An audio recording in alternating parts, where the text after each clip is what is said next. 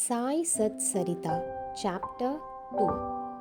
Object of writing the work: incapacity and boldness in undertaking, hot discussion, conferring significant and prophetic title of Hemat Pant, necessity of a guru. In the last chapter, the author mentioned in the original Marathi book that he would state the reason that led him to undertake the work, and the persons qualified to read the same and such other points. Now in this chapter, he starts to tell the same. Object of writing the work. In the first chapter, I described Sai Baba's miracle of checking and destroying the epidemic of cholera by grinding wheat and throwing the flour on the outskirts of the village. I heard other miracles of Sai Baba to my great delight, and this delight burst forth into this poetic work. I also thought that the description of these grand miracles of Sai Baba would be interesting and instructive to his devotees and would remove their sins. And so I began to write the sacred life and teachings of Sai Baba. The life of the saint is neither logical nor dialectical.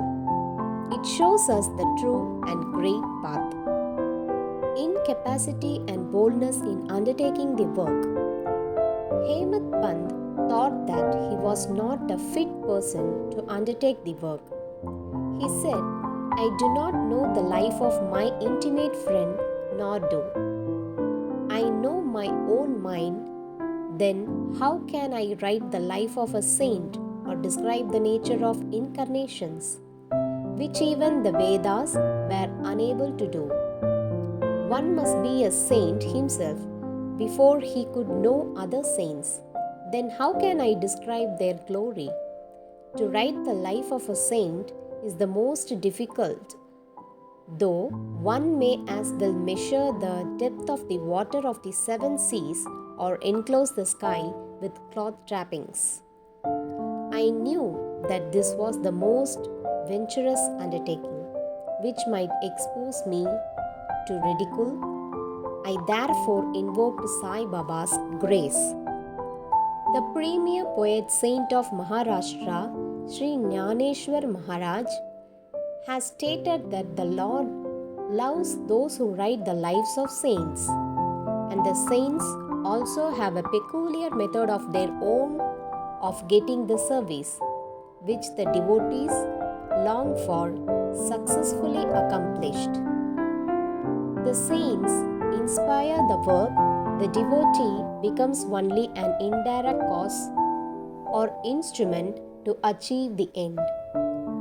For instance, in 1700 Chakra year 1, the poet Mahalpati aspired to write the lives of saints.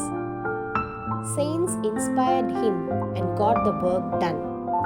So also in 1800 Chakra year 2, Das Ganu service was accepted.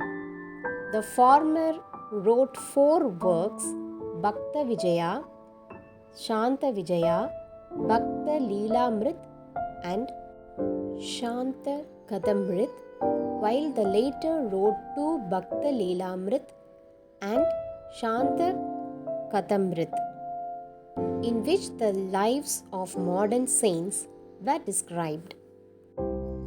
In the chapters 31, 32, 33 of Bhakta Leelamrit and in the chapter 57 of Shanta Kadamrit, the sweet life and teachings of Sai Baba are very well depicted.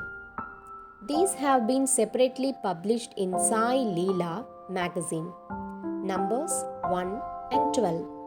Volume 17, the readers are advised to read these chapters. So, also Sai Baba's wonderful Leelas are described in a small decent book named Sri Sainath Bhajana Mala by Mrs. Savitri Bai Raghunath Tendulkar of Bandra. Dasaganu Maharaj also has composed various sweet poems on Sai Baba. A devotee named Amidas Bhavani Mehta has also published some stories of Sri Baba in Gujarati. Some numbers of Sainath Prabha, a magazine published by Dakshina, Bhiksha, Shanta of Shirdi, are also published. Then the question of objection comes in that while so many works regarding Sai Baba are extant, why should this Sai SATCHARITA be written, and where it is necessity?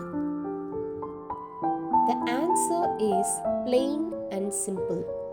The life of Sai Baba is as wide and deep as the infinity ocean, and all can dive deep into the same and take out precious gems of knowledge and bhakti and distribute them to the aspiring public. The stories, parables, and teachings of Sai Baba are very wonderful. They will give peace and happiness to the people who are afflicted with sorrows and heavily loaded with miseries of this worldly existence, and also bestow knowledge and wisdom both in the worldly and in spiritual domains. If these teachings of Sai Baba, which are as interesting and instructive as the Vedic lore, are listened to and meditated upon, the devotees will get what they long for, viz.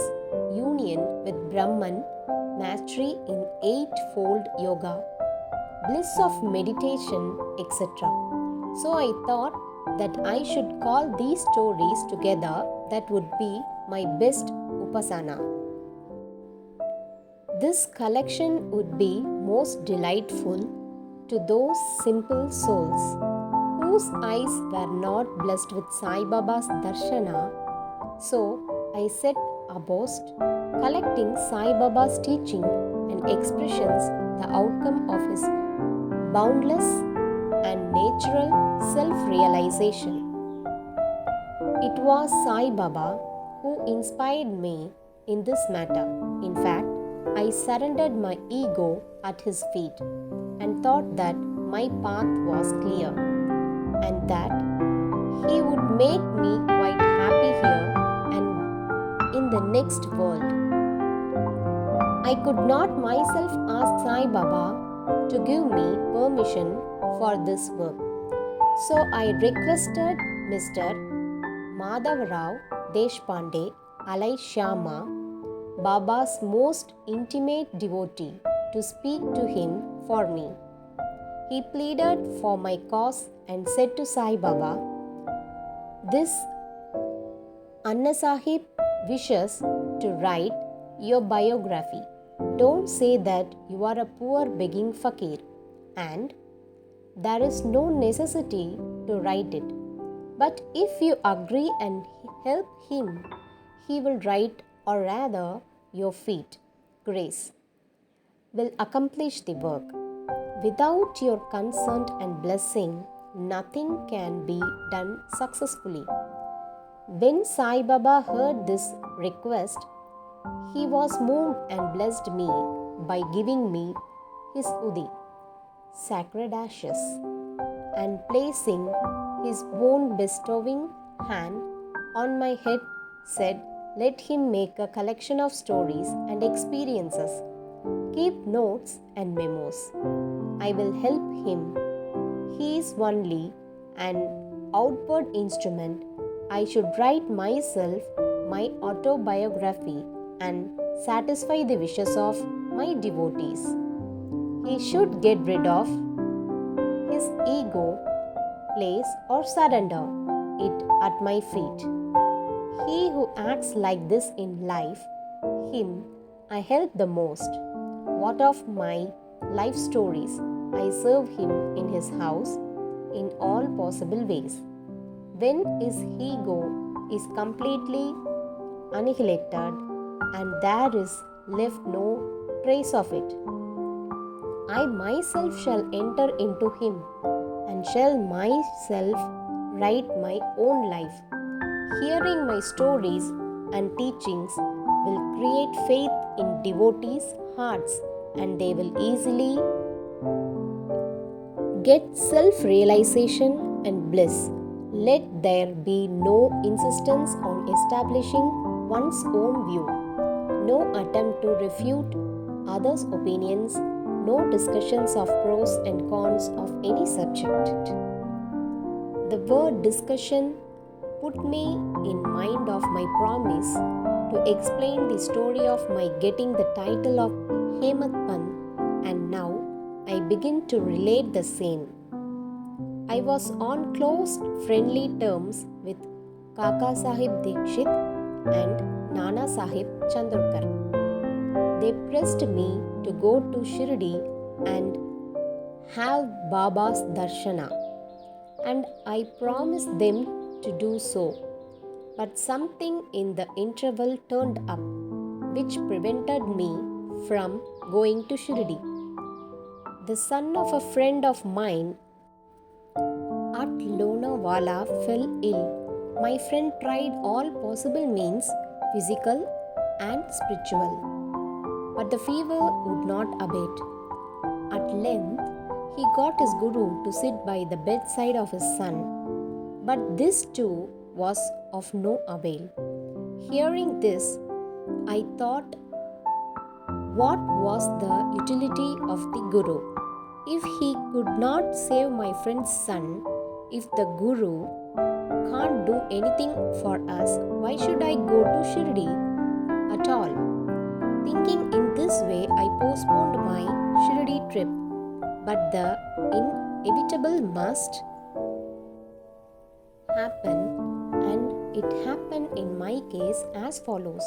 Mr. Nana Sahib Chandorkar, who was a plant officer, was going on to Basin. From Dana, he came to Tatar and was waiting for a train bound for Basin. In the meanwhile, a Bandra local turned up. He sat in it and came to Bandra and sent for me and looked me to task for putting off my Shirdi trip. Nana's argument for my Shirdi trip was convincing and delightful, and so I decided to start for Shirdi the same night. I packed up my luggage and started for Shirdi. I planned to go to Datar and there to catch the train for Manmat. And so I booked myself for Datar and sat in the train. While the train was to start, a Mohammedan came hastily to my compartment and, seeing all my paraphernalia, asked me where I was bound to. I told him my plan. He then suggested that I should straight go to Boribandar and not get down at Datar, for the man-made mail did not get down at Datar at all. If this little miracle or Leela had not happened, I would not have reached Shirdi next day as settled, and many doubts would have assailed me. But that was not to be, as fortune favored me. I reached Shirdi the next day before 9 or 10 a.m. Mr. Sahib Kaka Dikshit was waiting for me there. This was in 1910 AD, when there was only one place with SATCHARITA for lodging pilgrim devotees.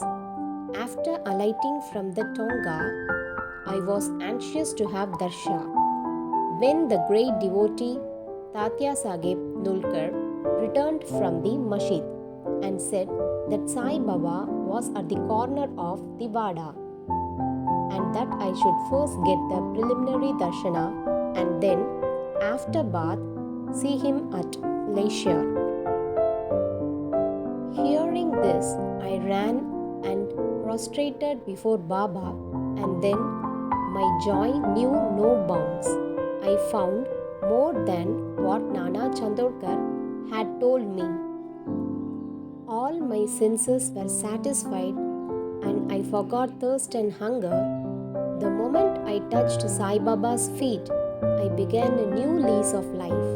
I felt myself much obliged to those who spoke and helped me to get the darshana, and I considered them as my real relatives, and I cannot repay their debt.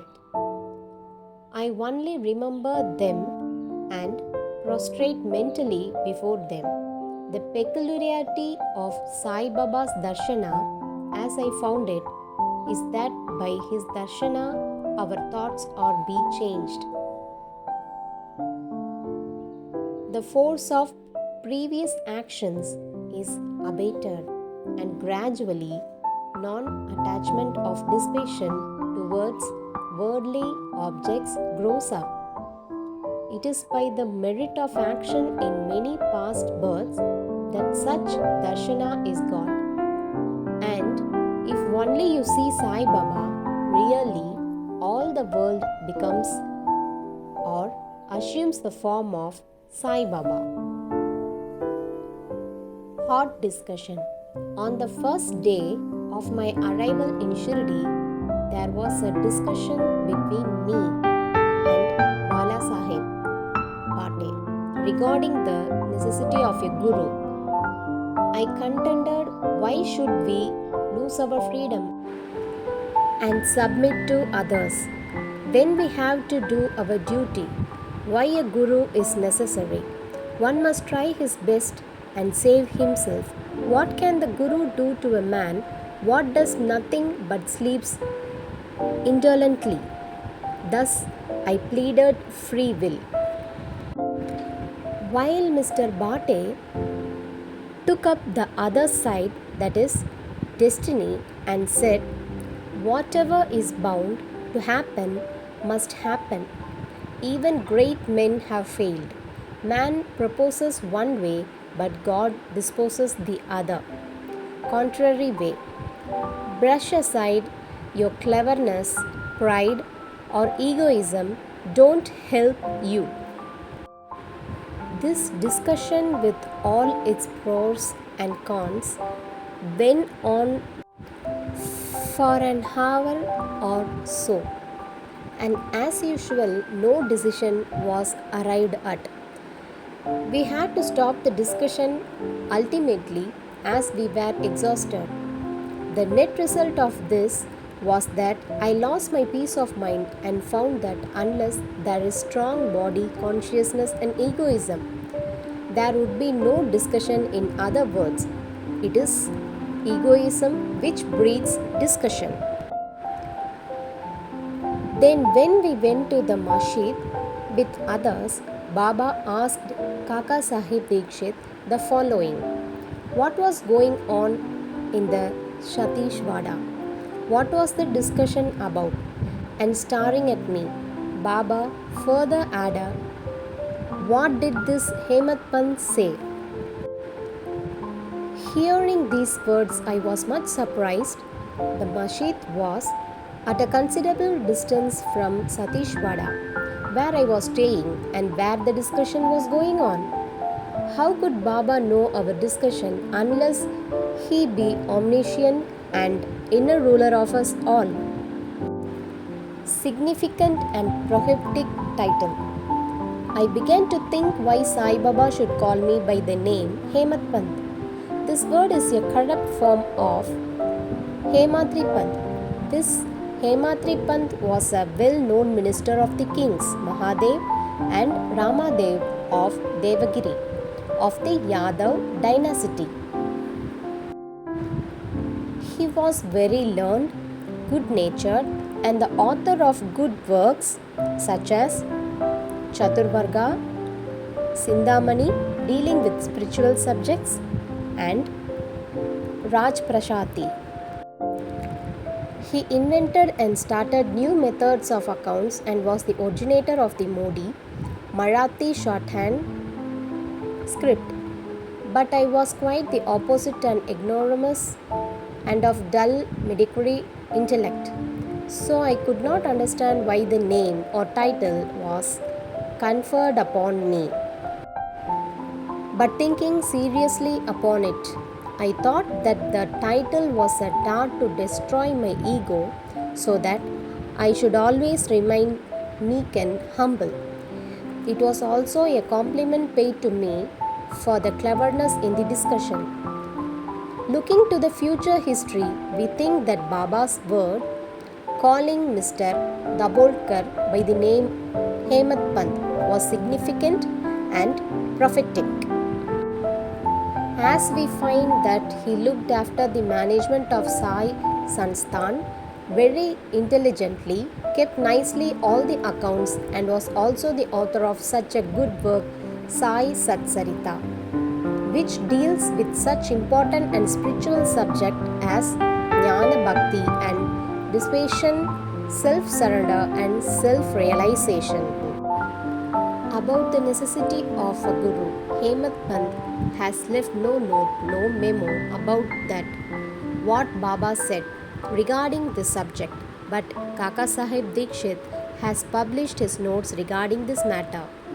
Next day, after Hemat Pant's meeting with Sai Baba, Kaka Sahib went to Baba and asked whether he should leave Shirdi. Baba said yes. Then someone asked Baba where to go. Baba said high up. Then the man said, how is the way? Baba said, there are many ways leading there. There is one way also from here, Shirdi. The way is difficult. There are tigers and wolves in the jungles on the way. Kaka Sahib asked, but Baba, what if we take a guide with us? Baba answered, then there is no difficulty. The guide will take you straight to your destination, avoiding wolves, tigers, ditches, etc. on the way. If there be no guide, there is the danger of your being lost in the jungles or falling into ditches. Mr. Dabolkar was present on this occasion, and he thought that this was the answer Baba gave to the question whether Guru was a necessity. White, Sai Leela, Volume 1, Number 5, page 47.